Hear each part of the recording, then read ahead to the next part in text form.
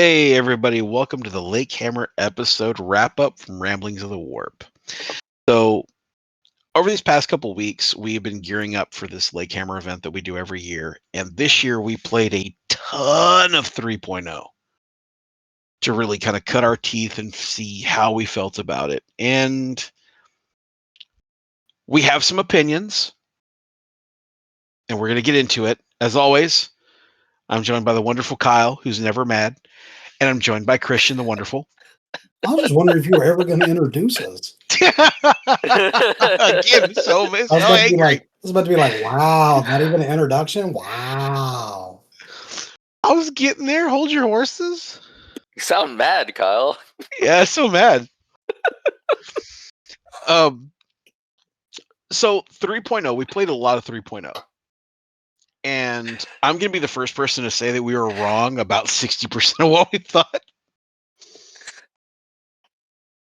I think we hit some of it on the nose, though. There's a couple things that are on the nose, but some of it feels like we missed the mark. And a lot of it was things that I'll tell you guys right now. If you are out there basing your armies off of what you're reading on paper, if you haven't played a game, you haven't rolled some dice to really get a feel for it, it doesn't translate. Without having played, I was really paper crafting a lot of ideas. And then, I went to go play, and immediately in the back of my head, it was like, I just heard Mike Tyson, like, everybody's got a plan till you get punched in the face. Yeah. And that's exactly how I felt. I was like, wow, all of my stuff sucks. I don't know what to do. Well, we did get some stuff correct. I think we hit some stuff right. But you are correct. We did get punched in the face, and was like, "Whoa, that didn't work out how I thought it would." Yeah.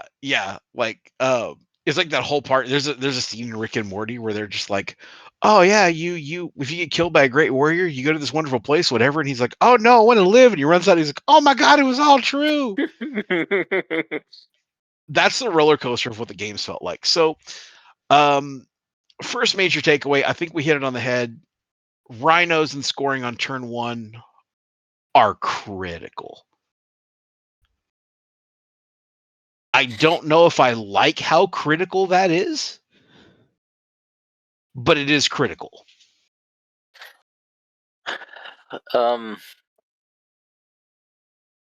Yeah, there's really no way to get around it. A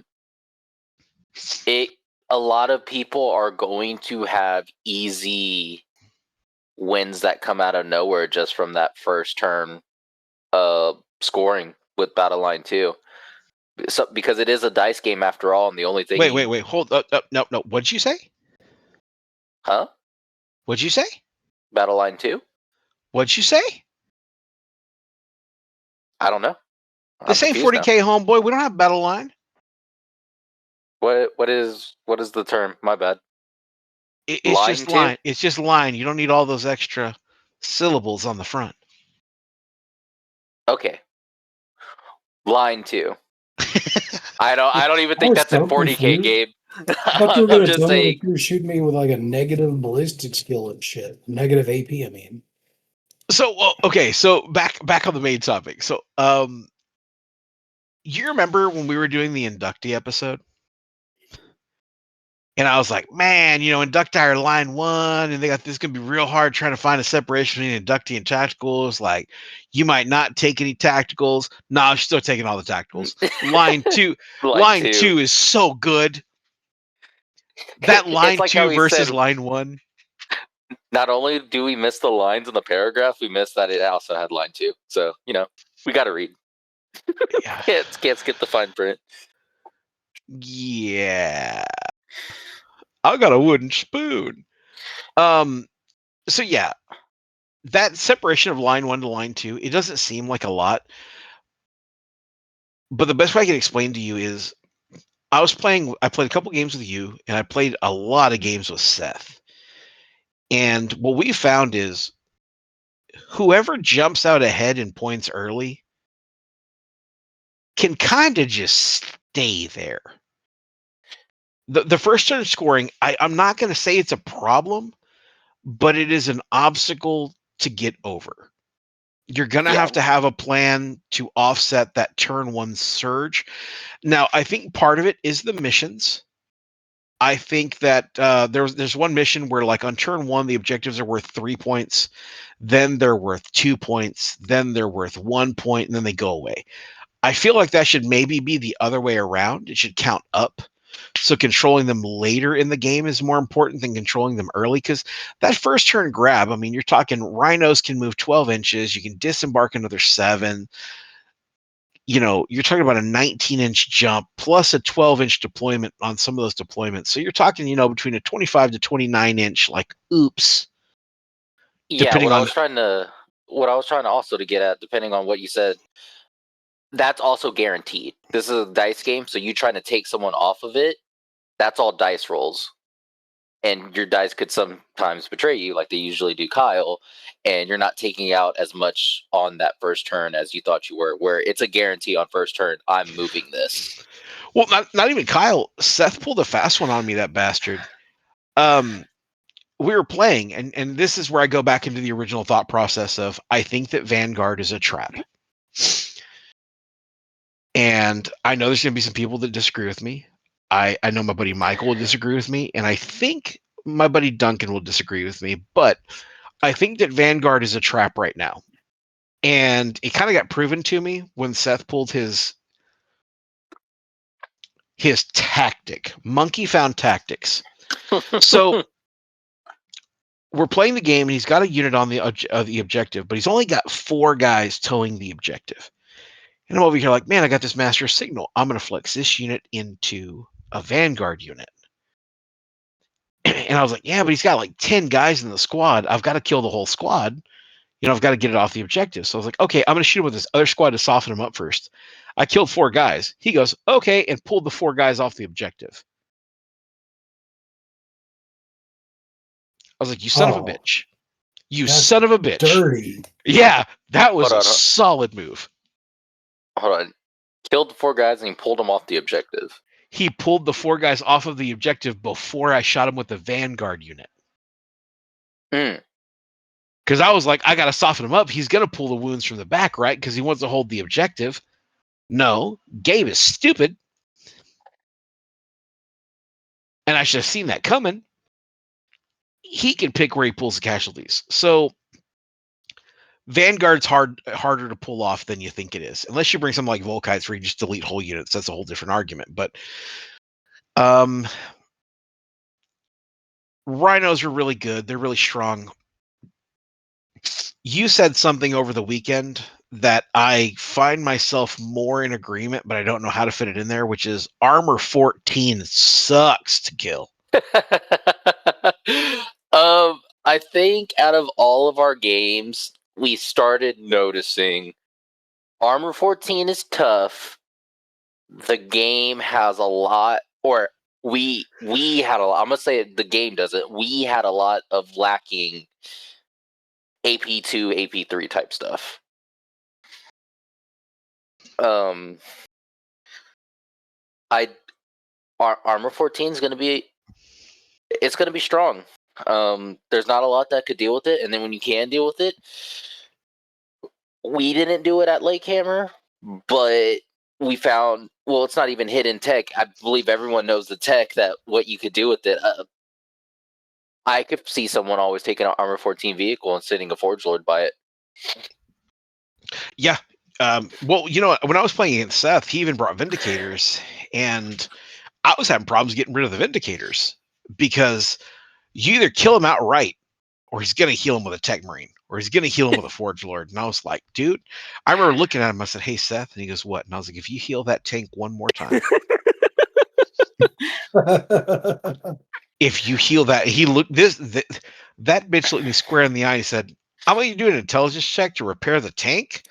Before he did anything else, man, I was like, oh, it's going to be with a steel chair from the top rope. And so yeah. I think that's strong. Another thing that we miscalculated heavily on, we knew that statuses were a big deal, and we knew they were going to be very, very big. We were not focused on the timing.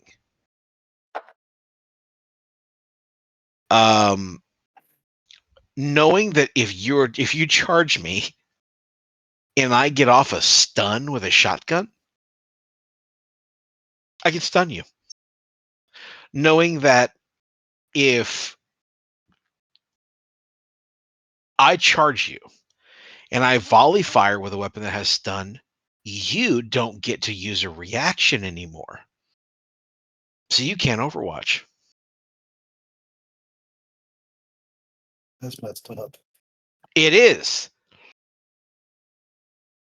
And considering Seth was like, yeah, I'm going to charge you with my inducti that have shrapnel bolters and they have shotguns. It's like, okay, so I got to do a pen test and I got to do a stun test. He's like, yeah. And I'm like, love is in the air. So and on the back end of that, why that is also important, just throwing that out there too, is you don't get that stuff on Overwatch. So you're like, oh, everyone has access to it with Overwatch and stuff. They don't get it there, but they do get it where Gabe is talking about in the sequencing.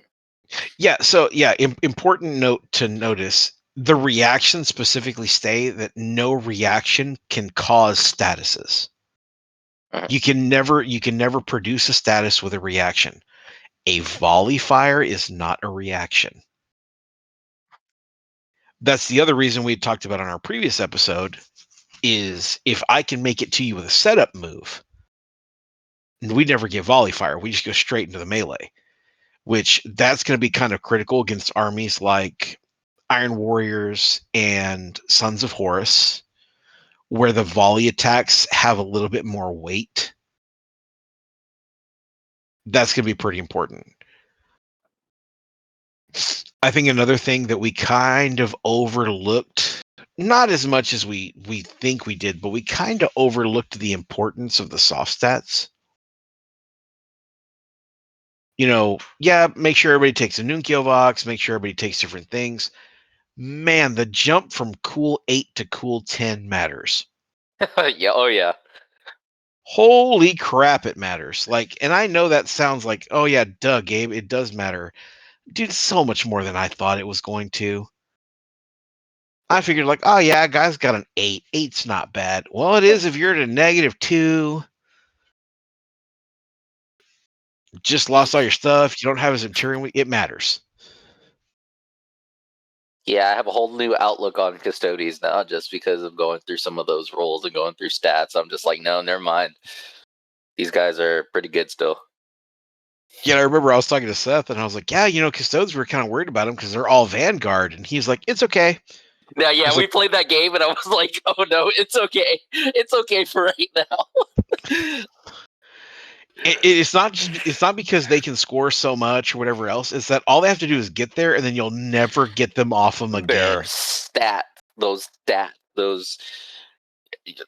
try to put stun or something on them. It half the time never fucking worked. And then there's so many of them attacking you off how we thought. Well, I don't know if it's because we were playing the first turn and we ran a bunch of tacticals and rhinos.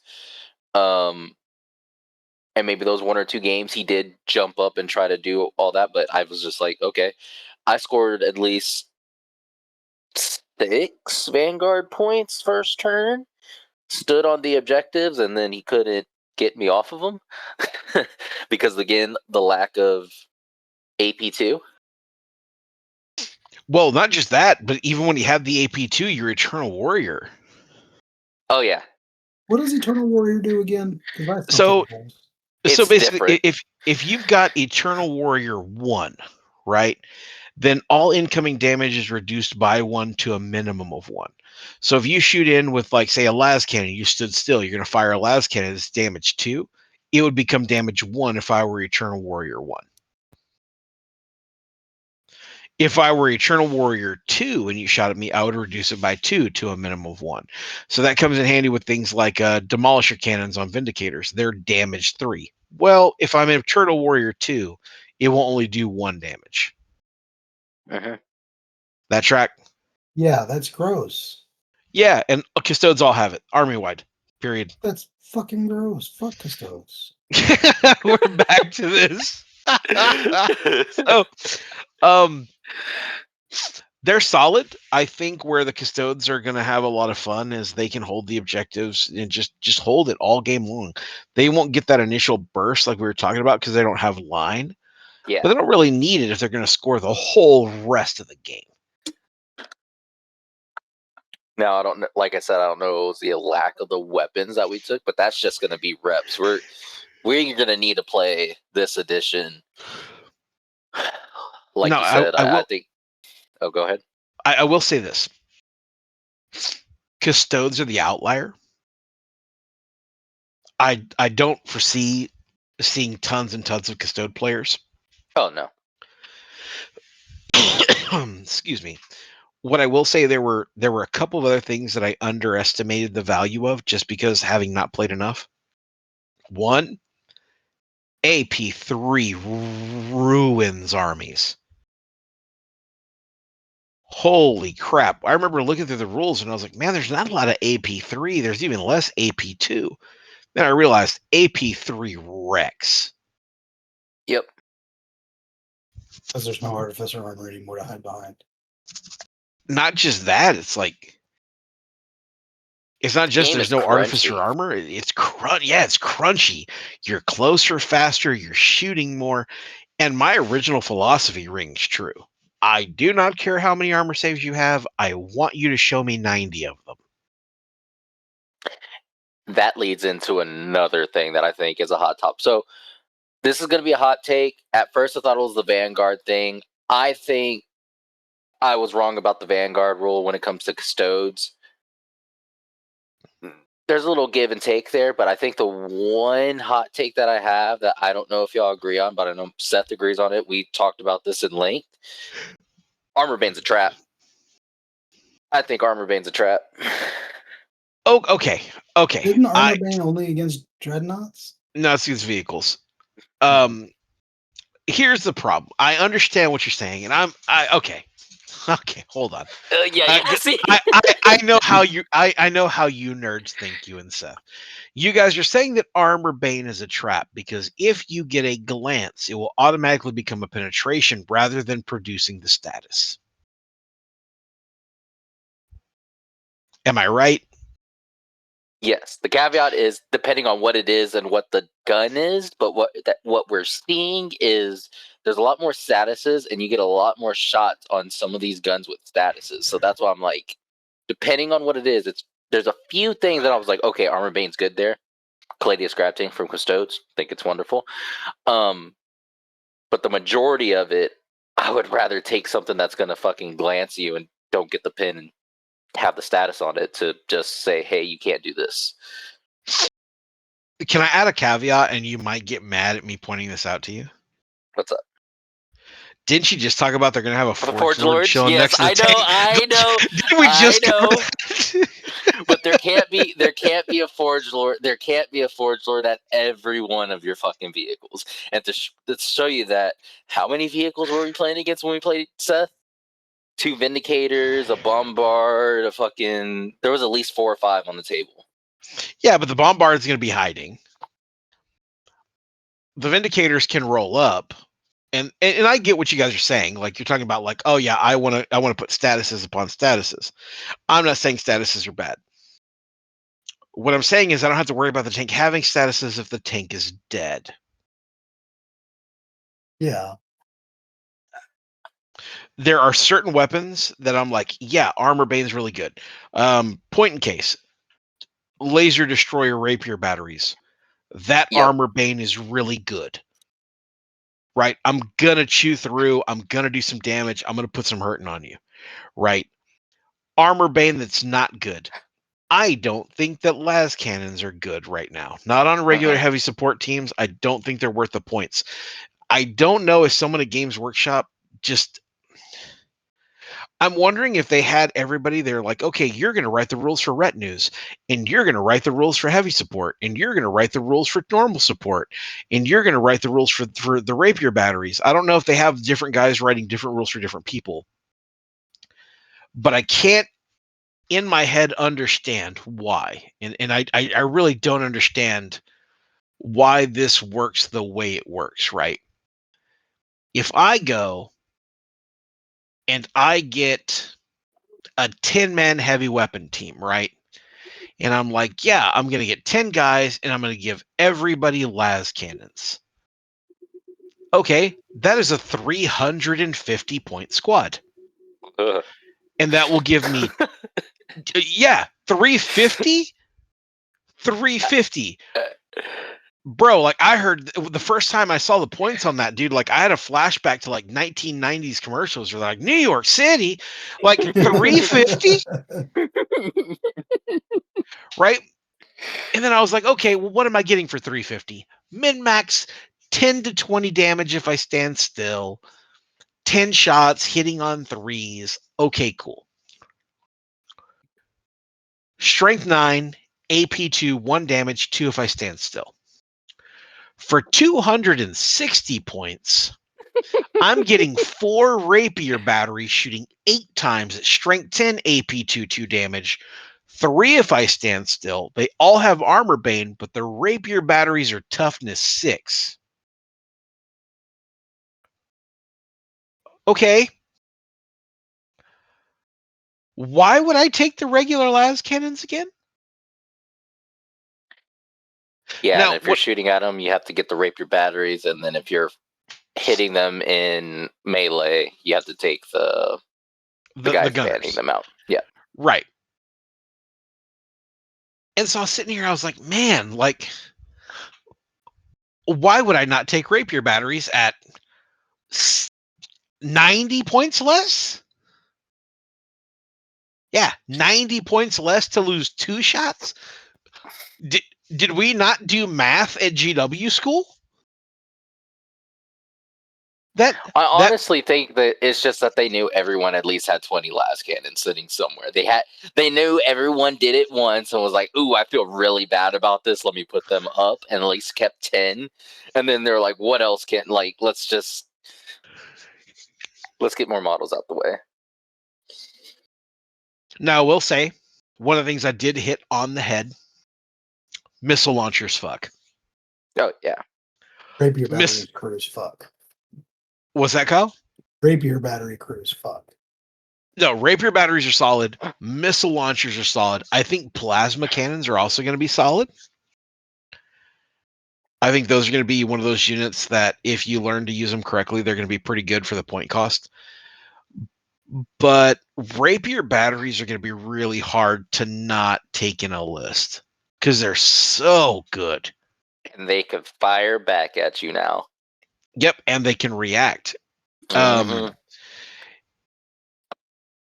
And there's also another fun caveat, right? Here's another fun piece. Don't put that out into the universe, Gabe. Don't do it. Someone's gonna do it, and I don't want to see it. No. So here's another one, right? When we talk about GW can't do math, okay, right?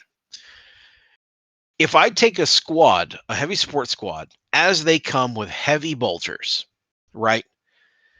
I get 30 shots base. And since they're heavy firepower, I get 4 if I stand still. So that's 40 shots on a 10-man squad. And I'm paying 200 points for that squad. If I take rapier battery crews, I take 4 rapier batteries in a squad with Gravis bolt cannons. They are firepower 8 on each of them. So that's 32 shots. Same profile. They're both strength 5. They're both AP 4. They're both damage 1. But somehow magically, the Gravis bolt cannons on the rapier batteries have suppressive 2. Now, I looked high and low. You have to get an actual Gravis bolt cannon to get that suppressive 2. So the tanks that can take it, as weird as it sounds, a Spartan can take them on the side sponsons now. A Fellblade can take them.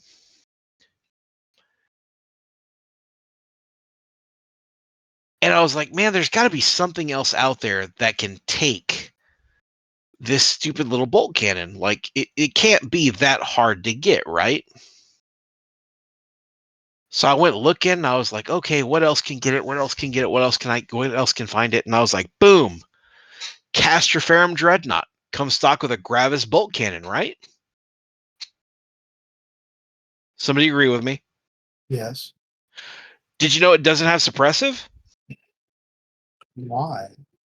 Don't know. It only comes on the Rapier battery. I thought you were gonna tell them about the keyword and some other stuff you have to go digging with some jank ass stuff you can do with the rapier. No, they can find that on themselves. I'm not putting that in the universe. There are certain ideas that I stumble across that I'm like, we don't need that shit in our lives. That's one of those. So I went looking. The Castroferum Dreadnoughts, they can take a Gravis bolt cannon. They actually come with two of them. They can take the Gravis bolt cannons, but when they do, it doesn't give them the same thing as the Gravis bolter batteries. So on the Rapier batteries, it's a Gravis heavy bolter battery, and then on the Spartans and on the Fellblades, it's a Gravis heavy bolter, blah blah whatever. Here's where I get so mad about this whole thing. Why can the Spartan take it but not a Dreadnought? Why could a Rapier cannon take it but a Predator can't take it? Like on a turret or something. Which I'm like, okay, whatever. Like, I'm not going to get mad. I'm just going to say that that's weird, right?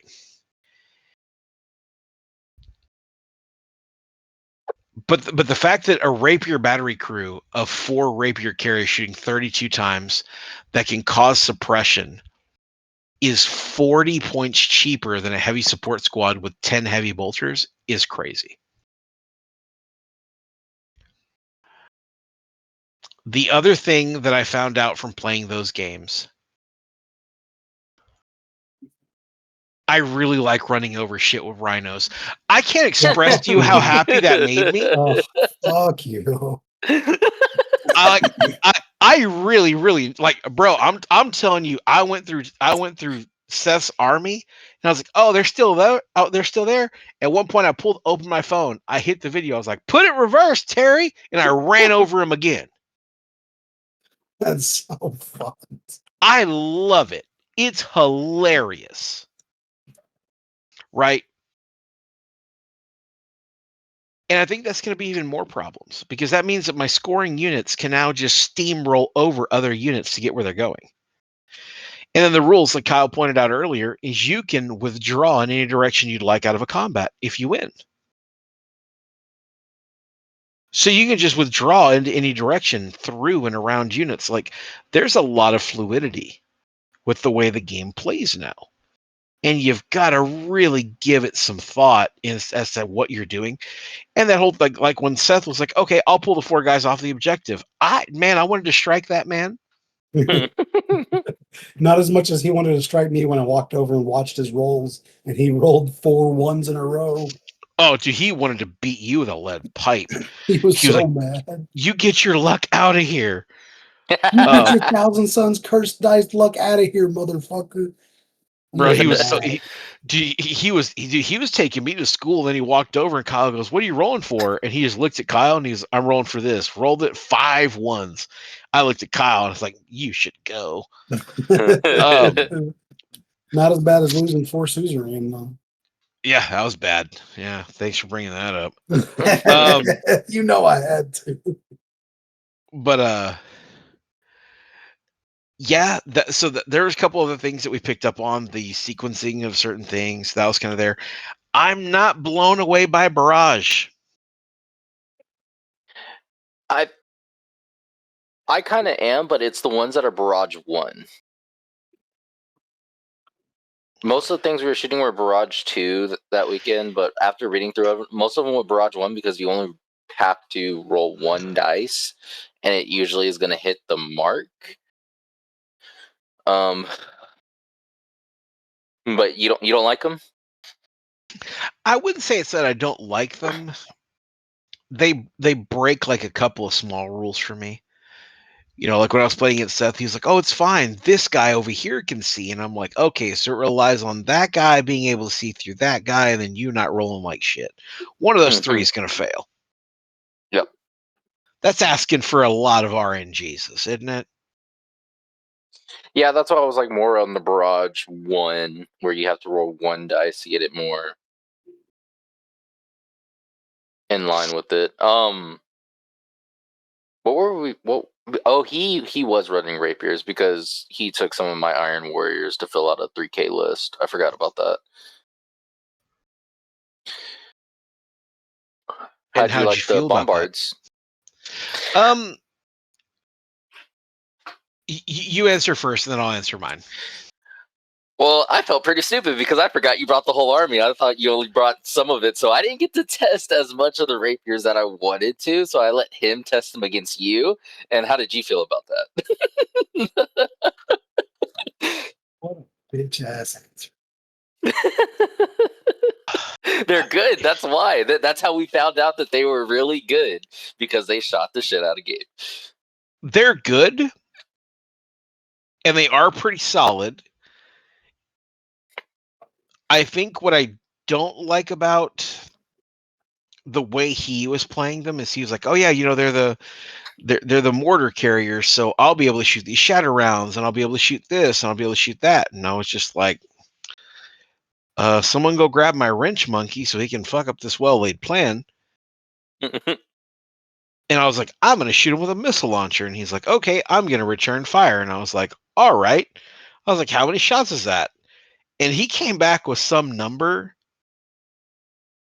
that I was like, you know what? Fuck you, man.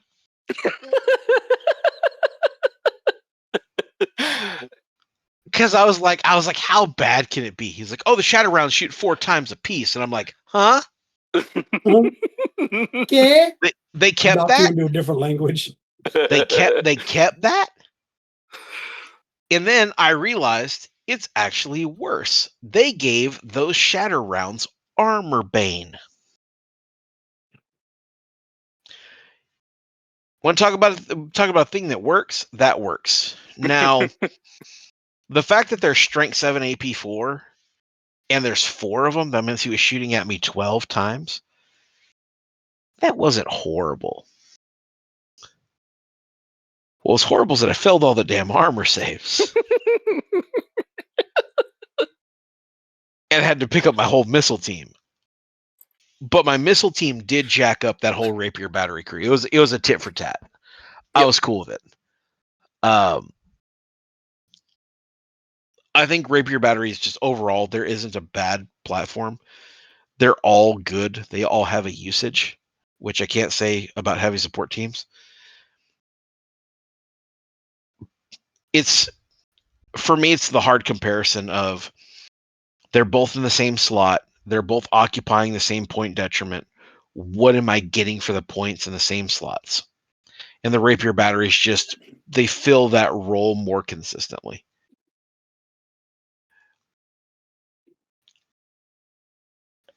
Now, I have a question for you.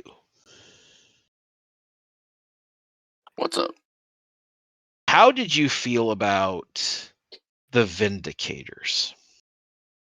Because I sit here and I listen to all these other groups who are like, Vindicator's the best tank in the game. Vindicator can come home, fuck my sister. And I didn't feel that way. I didn't feel that way either. I thought you were talking about assassins. No. The Vindicator tank. No, don't get me wrong. It is strength 10, AP 3, brutal 3, and I'm like, oh, that's pretty good. And I started thinking about it, and I was like, man, what's out there with a 3-up armor that has 3 wounds that gives a shit about brutal 3? My bike Nothing. squad. Nothing. My custodian bike squad. That pissed me off. Okay, I'm gonna go on this tangent later. I'm gonna continue with your stuff. Sorry. Okay, make a note of that. Yeah. So I like them. They're good at killing a unit, and they do cause stun and all that. That's fine. But I feel like you can do the same thing with a Predator with a Graviton turret. For cheaper, I think.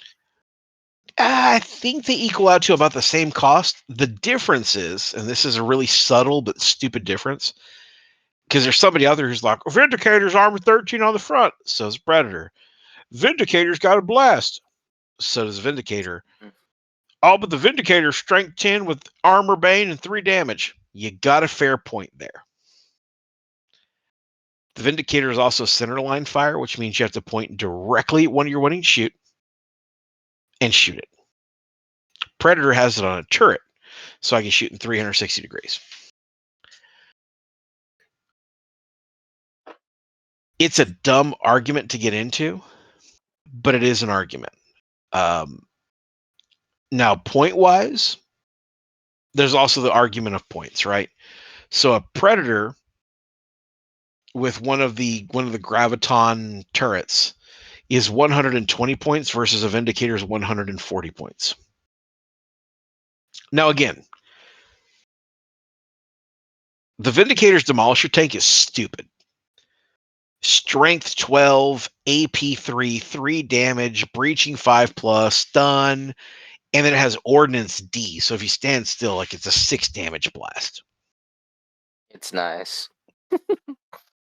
Gotcha. Not knocking that. I'm simply saying that a Predator with a Graviton cannon has a 3-inch blast that has pinning with pinning 2, is heavy D, so it goes to 2 damage, it's strength 8, AP 3, and more importantly, in my opinion, has a 36-inch range versus the Vindicator's 24-inch range. Which means turn 1, 9 times out of 10, I can reach out and touch you without having to move very far. Whereas your Vindicator is going to have to move, so that turn 1, that Ordnance doesn't really scare me now, does it? For the same cost of what a Vindicator takes, and this is where this gets kind of dumb, right? For the same cost as that Vindicator, I could field a Predator with a Graviton cannon,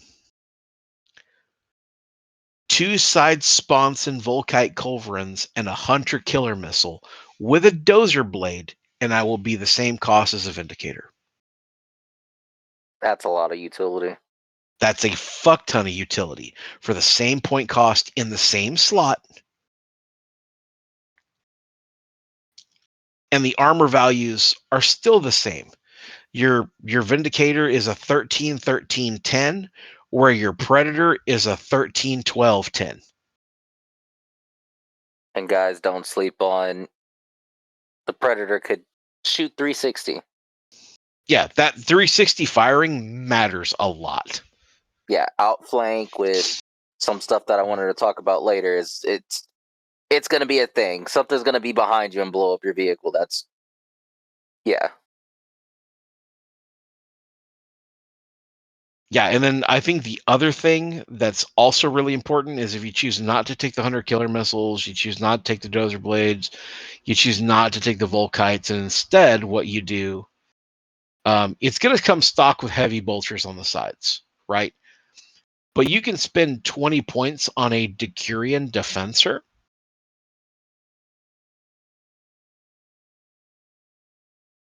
And essentially, this lets me shoot weapons as volley attacks. Or I can take the Decurion Locus, and it allows me to treat that turret as a defensive weapon.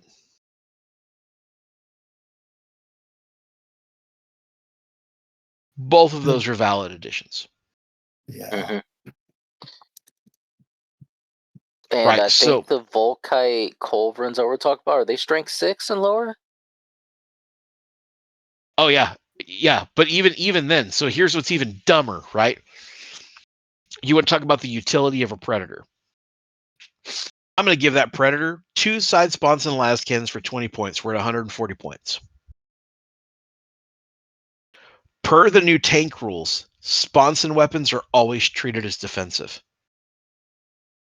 I thought it was just 6 strength or lower.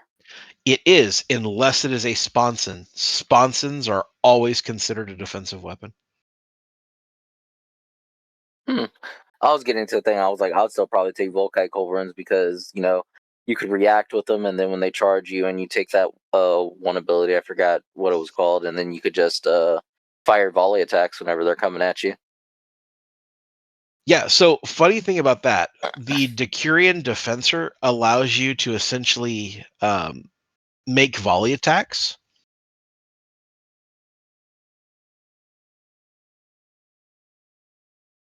So there's a tank. So you guys have seen a Sikaran, right? We know what a Sikaran tank is. Yeah. Okay. Now, given this is a much more expensive tank, but you can take a Sikaran with an Arcus missile launcher, and it's a 200-point tank. So we're talking 60 points more expensive than the other ones. It has what's called a rotary missile cannon. Kyle, how many profiles does, say, a plasma cannon have?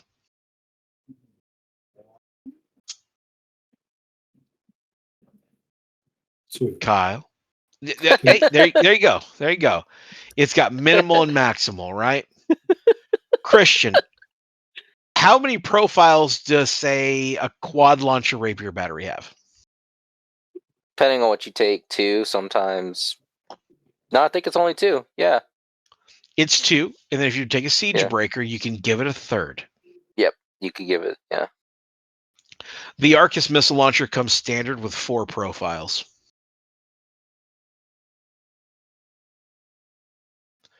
I want to point out. Good. I want to point out that all 4 of them fuck. Yeah. The first profile, they are all range 36. But the first profile is 5-shot, strength 8, AP 2 damage. So there's your Terminator killer. Yeah. The second one is called the Sky Spear. Strength 8, AP 2 damage, Skyfire, Armor Bane, Rapid Tracking. That's your interceptor with 3 shots. Then there's the Pyrax. Range 36, 1 shot, strength 5, AP 4, 5-inch blast, but panic 1. And then there's the Neutron Flux. 3 shots, strength 7, AP 4, 1 damage, shock suppression.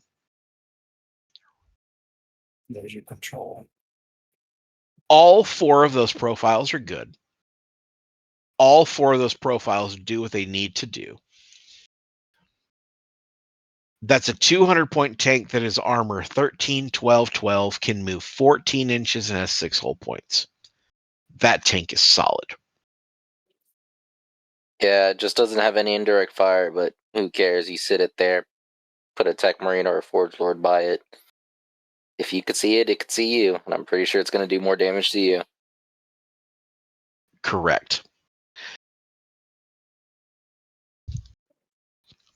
Now, where it can get kind of dumb, Rotary Punisher Cannon. Range 36, 8 shot, strength 6, AP 4, 1 damage, ordnance firepower, suppressive 2. That means if this thing stands still, it fires 16 times. You said suppression 2? Yes. Okay. Now, if you give it a Decurion Defensor, that takes it up to 190 points. And what the Decurion Defensor says is like, hey, you can fire volley shots.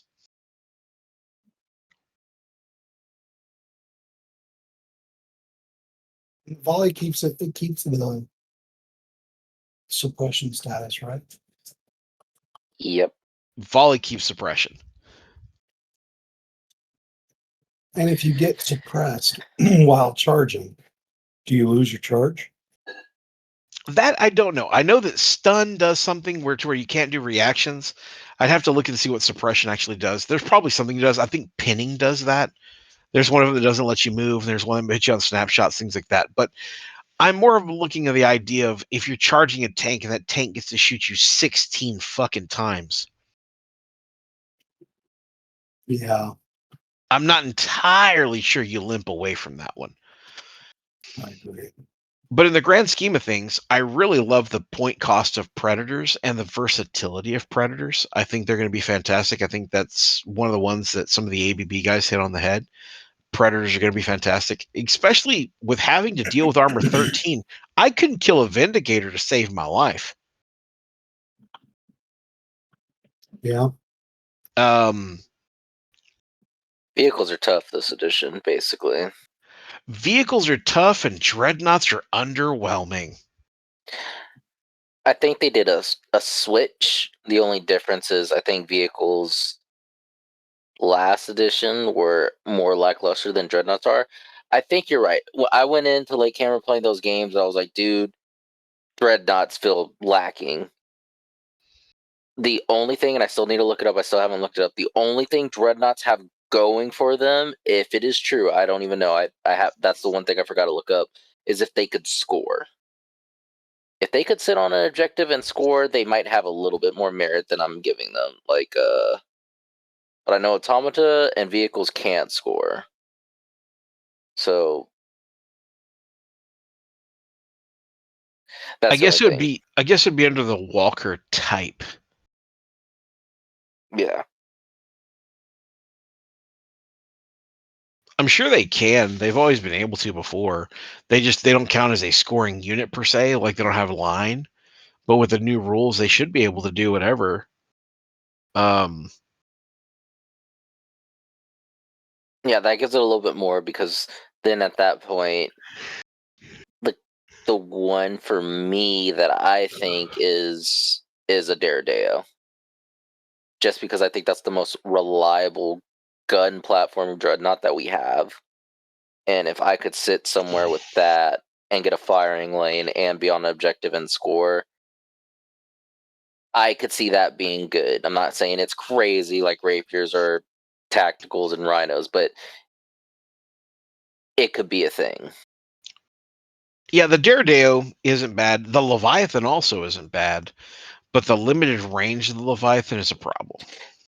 If you could get there somehow with the Leviathan, and there are ways you could build an army around getting it there in melee combat or just that close range that you need, it will make up its points.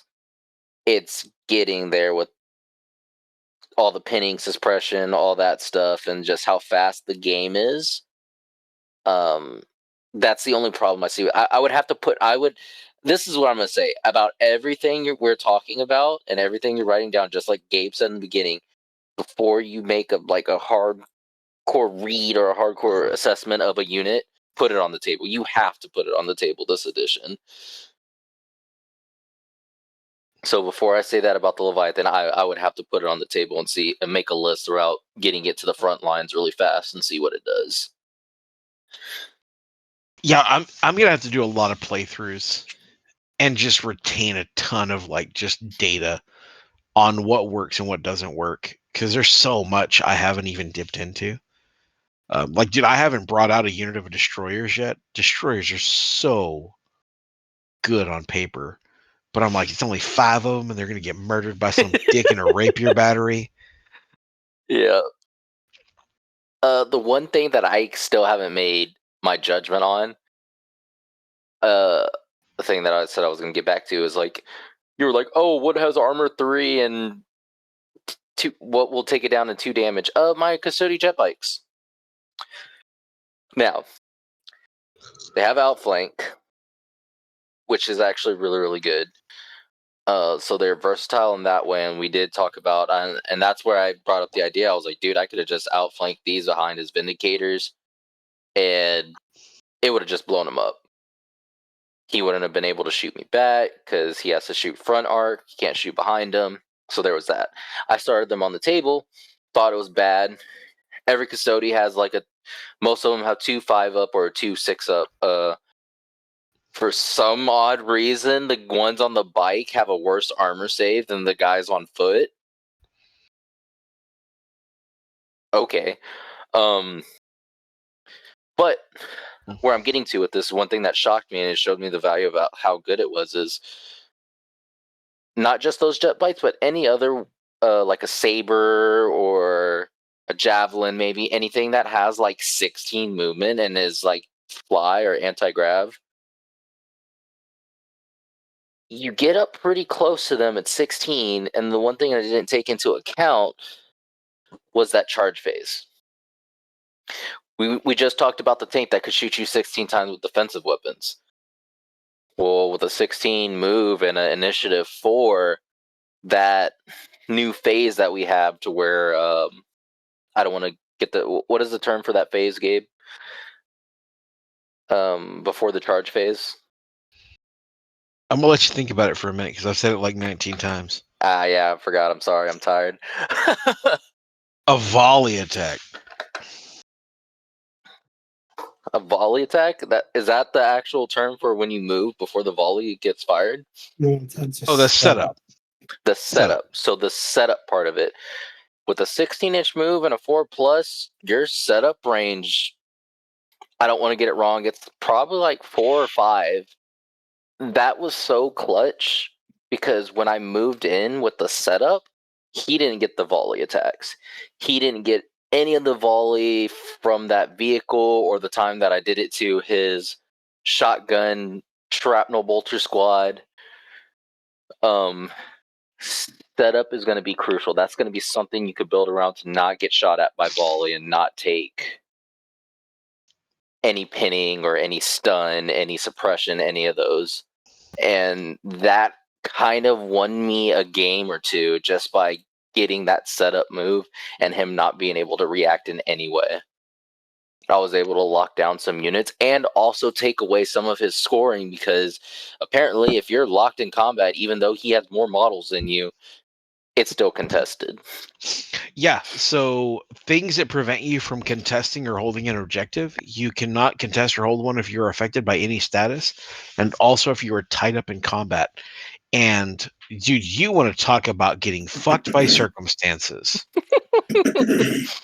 Homeboy had a unit of inducti. We're both on an objective, and I'm like, okay, I won the leadership thing. I'm gonna try to withdraw. I'm like, he's got 5 guys left.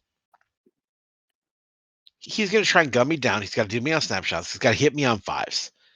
He's got 5 guys. He's going to get 10 shots. Well, I'll be damned, homeboy didn't roll 9 5s and 6s. I fall back with these 2 dudes on this tactical squad. I'm like, I got line 2. I'm going to beat him out. We're good.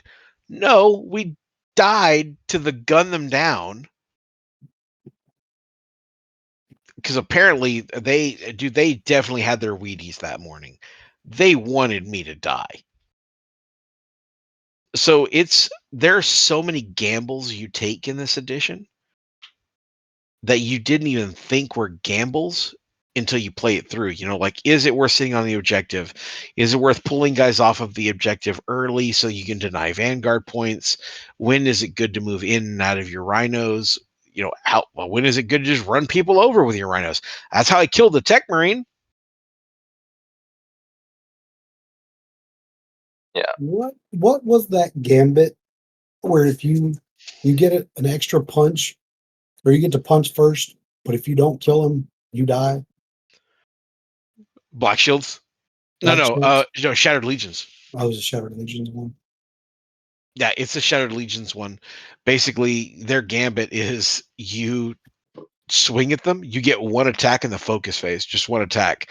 And if you kill them, you win. But if you lose, you just die. That's actually kind of cool. It's kind of nice until you realize there's nobody really kitted to survive that fight. But hell, I ran over a Tech Marine with a Rhino because I was like, well, I've tried shooting him. I've tried fighting him. Have we tried the magic school bus yet? And I ran over him. And I remember when I ran over him, Seth was like, how many hits is it? I'm like, it's D6 hits. And then in the back of my mind, I heard Kyle being like, that's bullshit. Why does one guy getting run over get hit 6 times? Well, it's because we put it in reverse, Terry. So I ran over him. I got like 4 hits, and he failed 3 armor saves. Tech Marine dead. I was like, haha, it works. ran over a command squad, ran over another squad, ran over a tactical squad.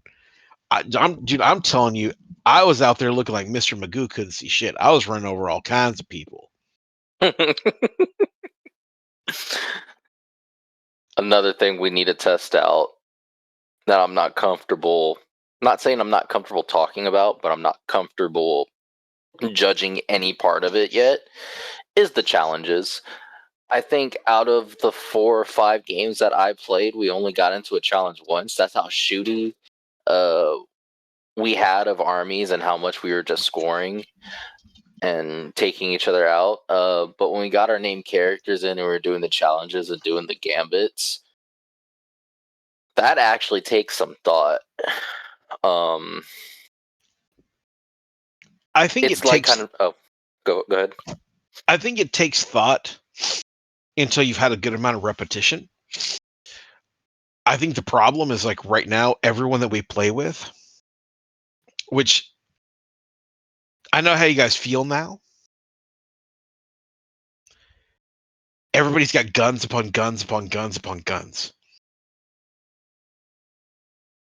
It's kind of unsettling the amount of firepower that was present on that table. And this is something else that I'll say. My original assumption of the armies are going to be fucking huge at 3,000 points was spot on. The armies are colossal. And so I think the reason none of us have a lot of reps on duels is like nobody's getting there, man. As you said that our first game, I know you and Seth probably played about like 3-4 games leading up to me and Seth playing, and I think it was like 3. And me and Seth were playing, and we got into that duel, we got into that combat, and that's where we figured out the sequencing of stuff. And he's like, "Let me pull out the rule book." I was like, "Seth, you already have 3 fucking games with Gabe. You don't know this rule already?" Because I thought he was going to teach me. And he was like, "We haven't got this far in a battle. We just either because how he plays and how his army plays, he was like he would shoot me and then I would run away, or I would run back, or I would go off an objective." He was like, "I never let him get into combat with me." I was like, out of all those games, he's like, "Yeah," and he just laughed about it. I look at you and you're just like this motherfucker. Yeah, it legit, dude. Like it was very. He kited me the whole time, just like Bert, Bert, Bert, back up, Bert, Bert, Bert, back up, and I was like, fight me like a man, and which is so stupid to hear because normally I'm the guy who's like Bert, Bert, Bert. Uh, I'm really enjoying it. Like it's not bad by any stretch. It's just man, the huge learning curve. The game's a lot different. The pace is different. What matters is different. Yep. The scoring that y'all did was actually kind of refreshing to see y'all two going back with scoring and talking about it more and like the game plan, because usually it was just like, "Oh, I just have these last units here, score at the end of the game, I'm up 5 to you're like 1." And y'all actually really had to talk about it till the final seconds of the game, like trying to plan out every single scoring, every single. And I think at one point you were down by like 6. You ended up winning that game by 1. Yeah, there were some 100%. There were some brain crunches that were happening because, like I said, one of the things I'm not going to say I don't like, but we have to find some way to address it. Is there's a really unsettling advantage for going first if your army is geared towards scoring a lot of points early. If you have a lot of scoring units and you can get out there early and take the advantage, it's really hard to come back from that. Yep. I'm not gonna write it off as like, yes, there is a as of right now, I'm gonna say there's a little advantage going first. Like we said, you don't have to roll the dice to get the maximum distance you can from disembarking out of a rhino, but you do have to roll the dice to try to kill all those units that are on said objective. And that's where I think repetition, playing this game more, people are going to find, like, I think a lot of people are going to fine tune their armies and have tacticals and rhinos right now. But over time, as people start playing, people are going to start building their list more to have a little bit of going second power in there. Maybe Vanguard's the answer. It kind of was when I was playing the Custodes against that Iron Warriors rush. I kind of shot them off of all the objectives and then stood there. So it's going to take some time. And this game is really, there's not a lot of bad units. I don't think there's, I'm not going to say there's not any. People are going to find some bad units. If I say it, someone's going to find it and be like, ooh, this is shitty. But everything has a purpose, and some have more than others. And I think that's what we need to start talking about once we start getting more games in, talking about what certain units do well. Because as of right now, we were talking about it. We don't think dreadnoughts are that good, but all the lists that they were at Lakehammer, if we were taking some dreadnoughts, I don't think anyone had the firepower to kill dreadnoughts if we took at least one or two.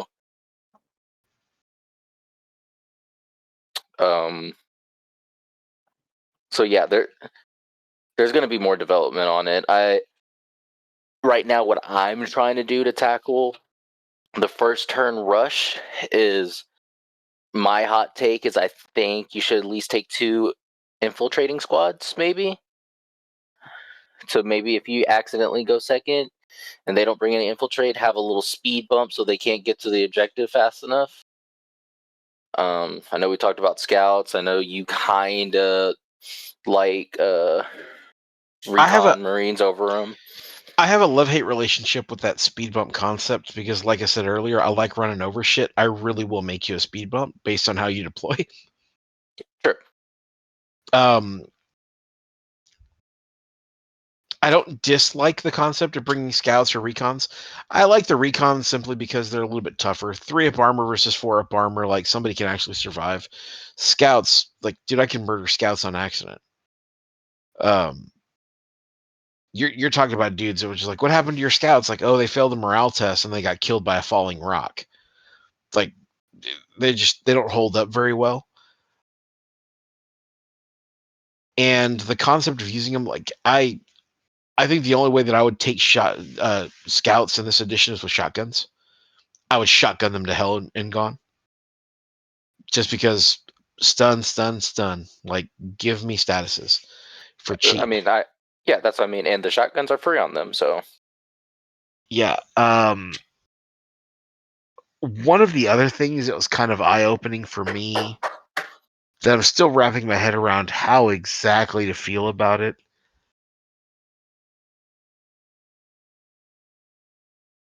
I don't think any scoring unit should ever be taken without a Nuncio box.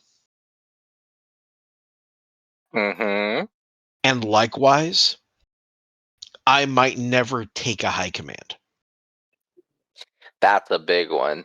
Right. If there's anything that has to be changed, and this is probably just, don't take this as anything, but if I would say there's something that has to be changed, like, it's what you're about to touch on. I think that needs to be changed. So really subtle wording, and I don't want to get into how to fix the game. I don't want to get into what needs to be changed per se.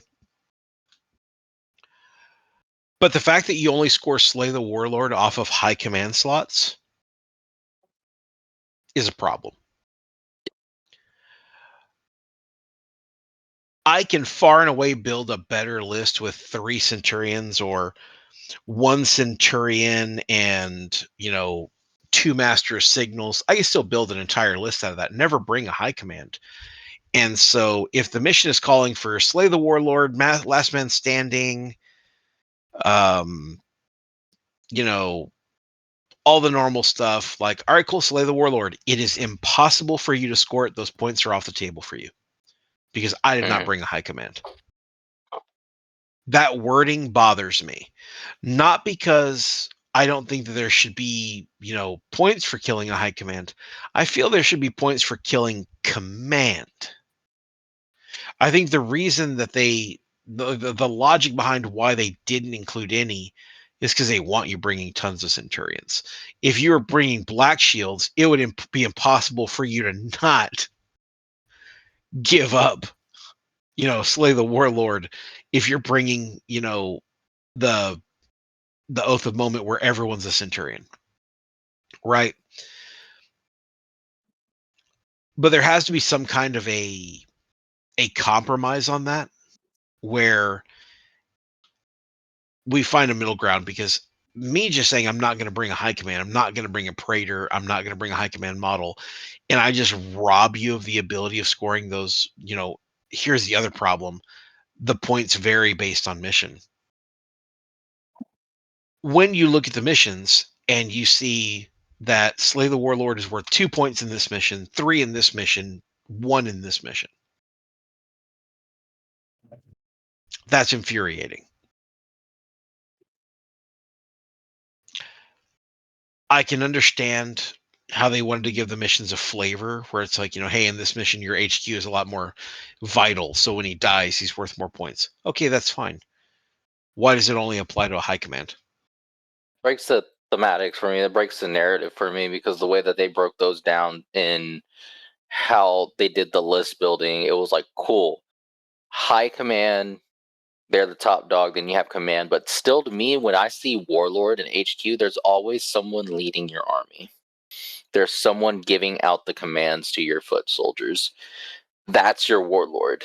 To me, if there's not a high command, it goes to the next guy, which would be your command slot. You pick the character leading your army, and that's what should, if it dies, that's what should make the enemy team score Slay the Warlord. There's not a lot that I want to talk bad about the game. I'm not talking bad about the game, but if there was something that I think could be fixed, I think that one will, because it just breaks, to me, the theme of your own army you're taking. I get where you're coming from. And like I said, I think there's something there to that argument. I wouldn't, like I said, I won't go as far as to say the game needs to be fixed because we're still pretty early in it. But it does feel really dumb that if I don't bring a high command, I just essentially rob you of potential points. Yep. It's in the same avenue of rolling painting scores into mission points. It's dumb. I want you to have a painted army. I don't want that to be impacted on your game-to-game activities. It should be part of your overall score at an event. I don't think that I should be able to just build a list and say, hey, I'm going to not take this to purposely rob everyone of points. That feels But dirty. it's smart. Yeah, but it's not about the smart versus the dumb or whatever else. It's what Christian's saying, right? There's no leaderless armies running around out there unless you're taking one of those crazy little Black Shield detachments. You shouldn't have an army that's leaderless. And moreover, you shouldn't be able to take all the benefits of Centurions and all the stuff and not have to declare, hey, this is the warlord of my army, or this is a guy who's going to be in charge of my army, and just making sure they can't score those points. Like it feels like an oversight. I get what they were trying to do, I guess, in the sense of like high command is high command, like they're in charge of the whole show.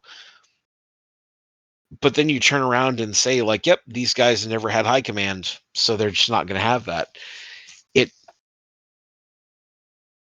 It produces an ability to plan for point detriment. It's just weird. I said I don't know what the resolution should be. I don't want to use the word fix because I don't think it's necessarily broken. I just feel like you're taking a risk at bringing a high command of giving up points. And also on the point where you said, but it's smart. Kyle, think about it this way too. Now that we put that out there, whoever's listening to this will now know that problem. We all didn't know that problem and was doing it the fucking 12 times that we've all played or whatever. It took, we built our army. We didn't know that rule. It took like the 6th game or so to us figure that out. I don't know if it was Gabe. It wasn't me. It was Gabe or Seth. Someone brought it up. There's going to be people that are doing this and not knowing. And the people that know might feel some type of way about it, but there's not people doing it intentionally.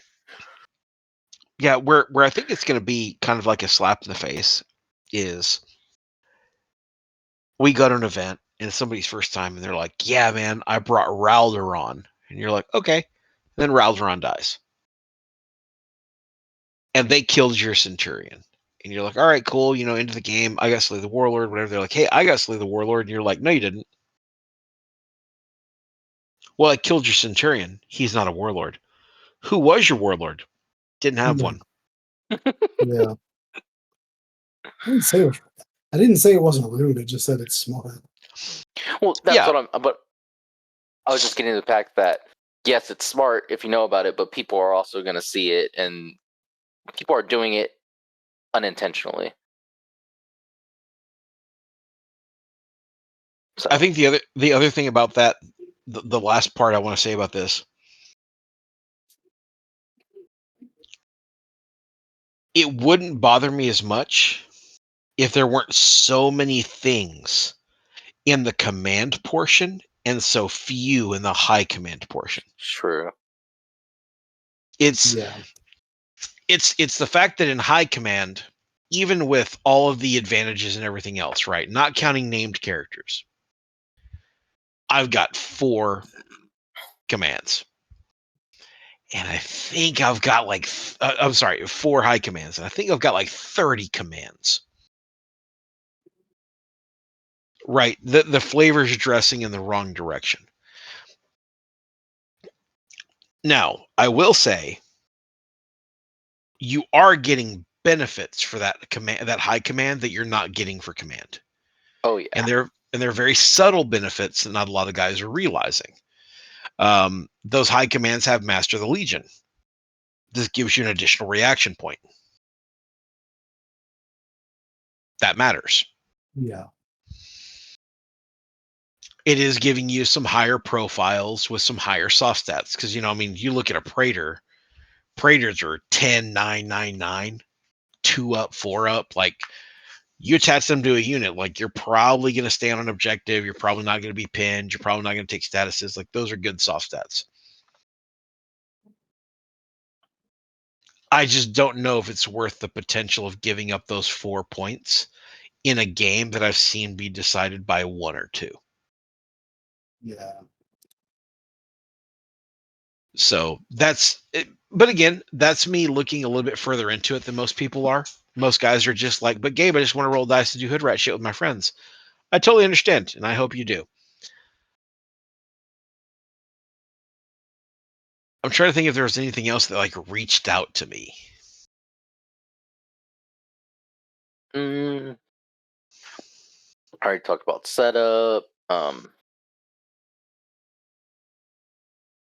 No, I mean, if there's nothing, we could just do a quick takeaway of I guess. Well, there's one other thing that I want to get into, Okay. and this is something kind of near and dear to my heart. Lance, thank you for yeeting your brother into the river.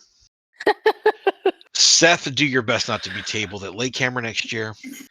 And yes, I will be including that video in this video. I don't know if I want to go that far. I Yeah, don't know. yeah. I don't know. I will say that, Seth, how dare you get tabled? Then Lance, thank you for kicking him into the river. Yeah, there's everything else that I've kind of talked about. These are the things that really kind of reached out to me, the things that kind of bothered me. Like the inducted tactical squad, that one line makes so much difference. Holy shit, it hurts. I will also say this. I want whatever form of drugs Games Workshop was on when they wrote the inductee rules for the Iron Warriors, and the pure disdain they had when they wrote the rest, because the inductee for the Iron Warriors is gross. The more I play it, the more I'm like, man, these dudes are good. Like, they're strong. They do the job very well. They do everything you want a scoring unit to do. They have all of the benefits, none of the detriments. Like, they're fantastic. They can stun and do stuff if you kit them right. They're going to be fantastic. And then you look at like the Death Guard ones, and they're like, we have Fury of the Legion. Yeah. That's cool, right? We look at the Blood Angels, and they're like, we eat people when you ain't looking. Okay. That's cool. But those Iron Warrior ones are kind of gross. Beyond that, man, bro, I think that covered everything that's jumped out at me right now. Just repetition. Just glad And we didn't say, "Hey, we got a short episode here for you." No, this I knew this one we were going to kind of get into the weeds on this one a little bit because there's a lot to get into. The biggest thing also about 3.0, the biggest takeaway we could have, it's fun.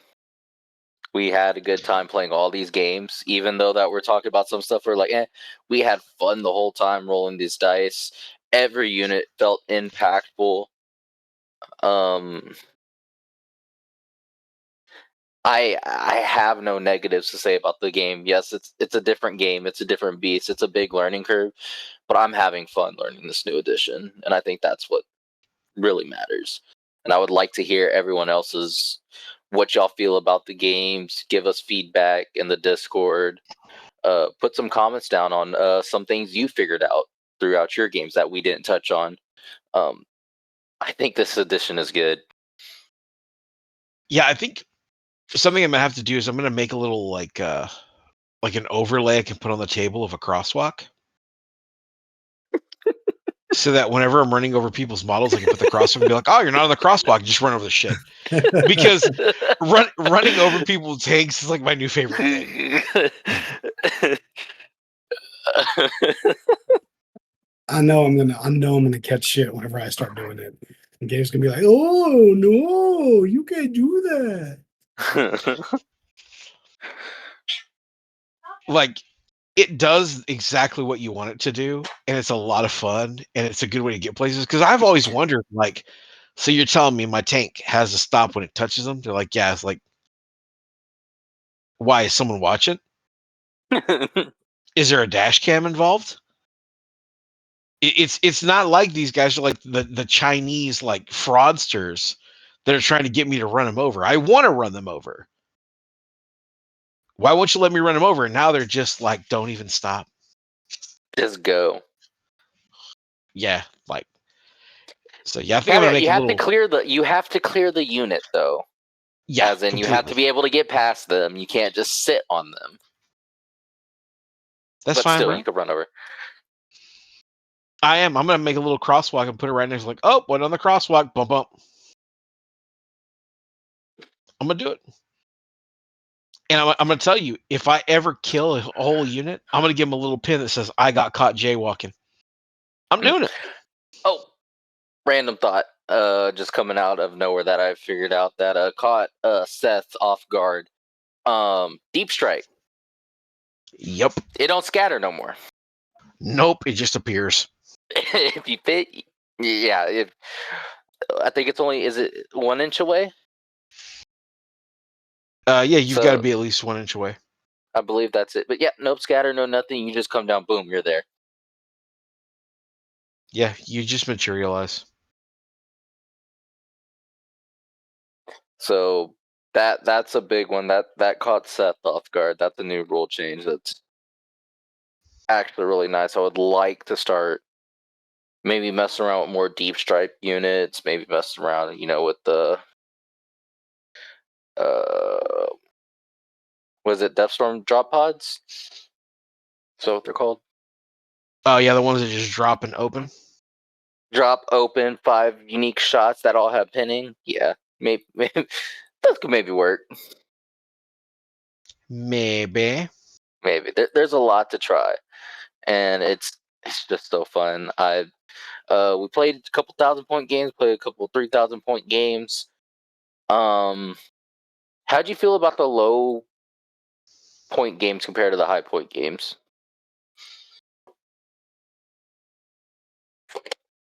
Unfiltered answer. I think I was wrong. I like the 1,000 point games. I think they're great, but they do not prepare you for what 3,000 looks like. Holy shit! There's so much on the table at 3,000. There's so many more models.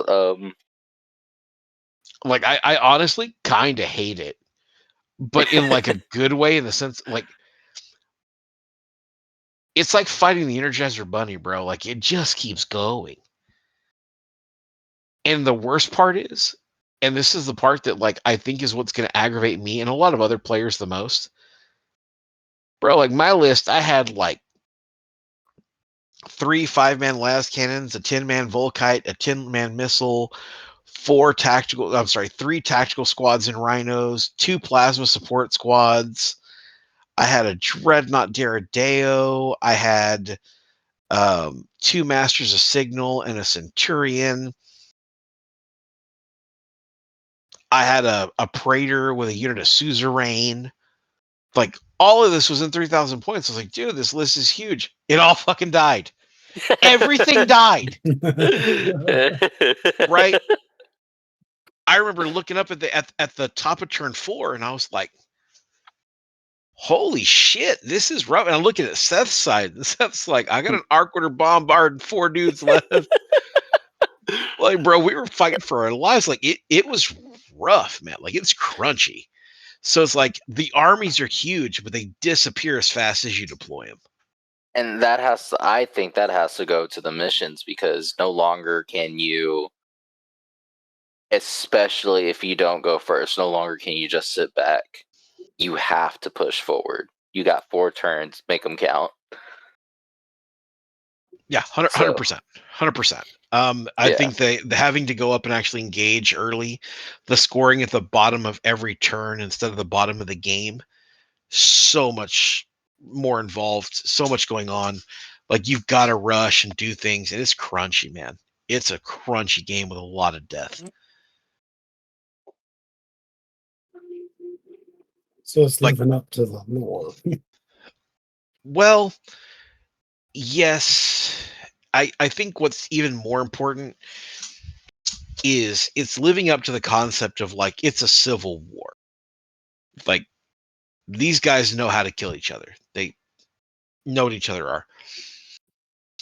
But man, I just didn't expect it to be so like you guys know how I feel about it. If you love it, it's gonna die, right? That's the heresy way of life. Like, this is my favorite waddle. Cool. Can't wait to kill it. Like, it's gonna die. I hate to break it to you, kid. It's gonna die, right? You don't have to kill fucking everything. Somebody can make it.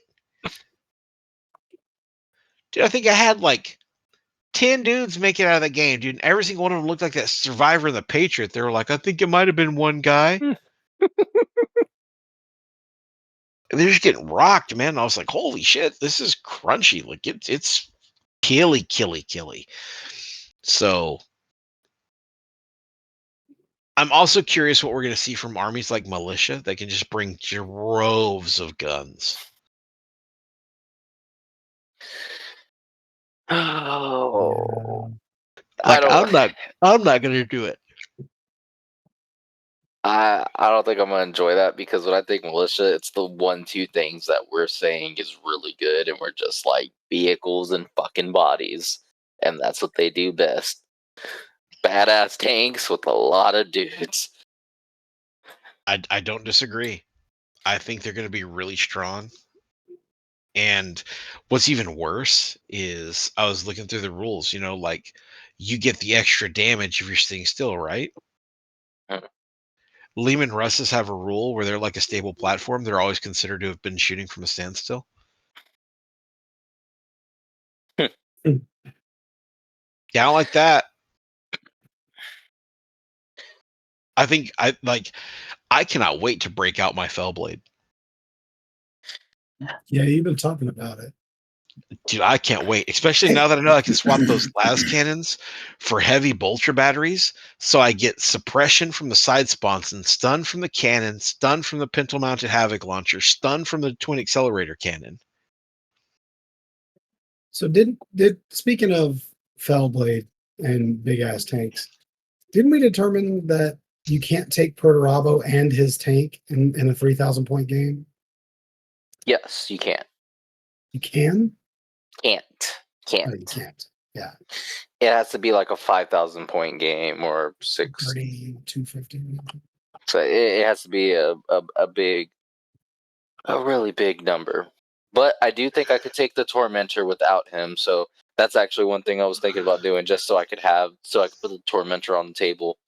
But yeah, no, you can't take him because it's a Lord of War and Primarchs, Warlords, have a cap, and they share that cap. And Tormentor is 700 points. And in a 3,000 point game, I think the cap is like 700 on the dot. 750. 750. There you go. Enough to fit a Warhound. Speaking of Warhounds, we might get those in plastic. Oh yeah, this weekend there are going to be announcements. Going to be 40K announcements. I think they said Old World announcements. On the Heresy side, what they actually said was we can't wait. I forgot how they worded it, but it was on the lines of we can't wait to show you how much details are in these big pictures or big something. They use the keyword big or big models. So people are hinting that it could be Warhounds, that we're actually going to get those in plastic. I want you to know that at the time of recording this and at the time it's going to drop, it will have been the weekend before we release this episode. So thank you for encouraging our listeners to time travel backwards. I'd like y'all to know that yesterday they're going to come out with these new rules.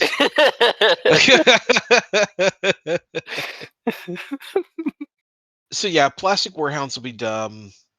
Plastic Thunderhawk would be equally fun. But Fellblades are going to be strong. They're going to be very strong. Mm-hmm. We'll just have to wait and see. Yep. Especially the Forge Lord sitting next to him. Yeah, killing twice. Well, there's that, and then there's also going to be like Spartans can also take those Gravis heavy bolters now. There's a lot of utility that we didn't have in some of these tanks in previous editions. They're gonna be interesting. What I've gathered so far is it's crunchy. It's gonna stay crunchy. I need to find more AP3 in my life. That's gonna be my next mission. Finding as much AP3 as I can find. But that's a roll down from Lakehammer. That's a roll down from the 3.0s that we found so far. Again, hop in the Discord, holler at us anytime if you want to talk about certain things you found. Maybe there's something we missed, some cool tactic you want to talk about. As long as it's not nightmare fuel list building stuff, we're totally on board. Beyond that, as always, happy dice, happy life. Fuck Erebus, and we'll catch you on the next episode. Good night, everybody. Adios.